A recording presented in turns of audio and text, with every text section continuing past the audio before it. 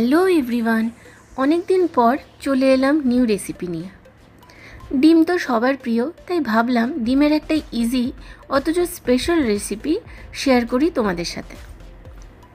এই রেসিপিটা আমার হাজব্যান্ডের খুবই প্রিয় ডিশ, কিন্তু সেটা আমার হাতের বানানো নয়, সেটা আমার মায়ের হাতের বানানো। আজকের রেসিপিটা হলো আমার মায়ের হাতের স্পেশাল ডিম দো পেঁয়াজা। এবার চলো শুরু করি। প্রথমে ফ্রাই প্যানে অলিভ অয়েল দিয়ে গরম করে নিলাম, তারপর একে একে গোটা গরম মশলা সব কিছু দিলাম।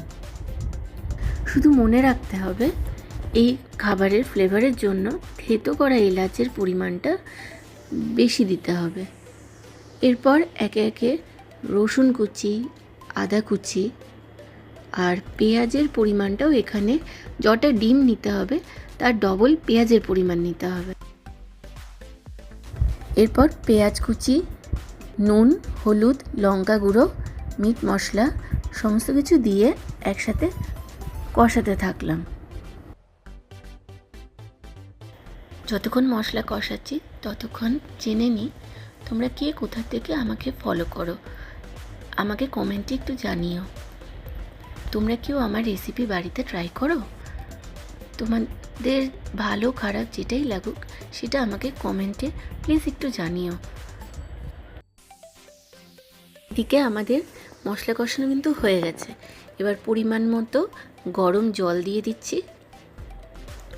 তারপর জলটা যে ফুটবে একে একে ডিমটা যেভাবে আমি দিচ্ছি ফ্রাই প্যানে, একটু সাবধানে সেইভাবে ডিমটা ফাটিয়ে একটা একটা করে দিতে হবে।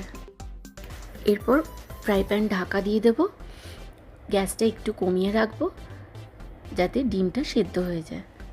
ডিমটা সেদ্ধ হয়ে গেলেই আমাদের রেসিপিটা রেডি হয়ে যাবে। এরপর ঢাকা খুলে ডিমটা সেদ্ধ হয়ে গেছে দেখছি, ওপর দিয়ে কাসুরি মেথি ছড়িয়ে দিলাম। ব্যাস, তাহলে রেডি হয়ে গেল ডিম দো পেঁয়াজা।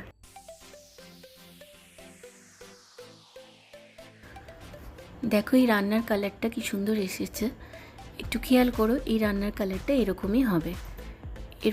এবার তোমরা এটা এনজয় করতে পারো। চলো আজকের মতো আসি, টাটা। তোমরা এই রান্নাটা অবশ্যই বাড়িতে একবার ট্রাই করো, আমাকে কমেন্টে জানিও কেমন হলো, আর একটা শেয়ার আর লাইক অবশ্যই করে দিও।